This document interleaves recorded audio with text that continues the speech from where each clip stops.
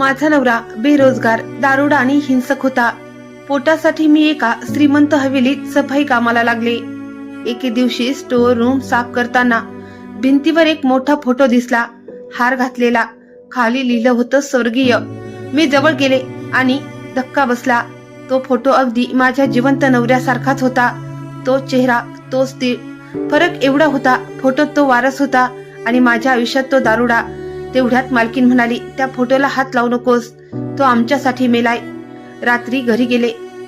नवरा अंधारात बसून हसला आणि विचारलं, आज हवेलीची खिडकी उघडी ठेवलीस का?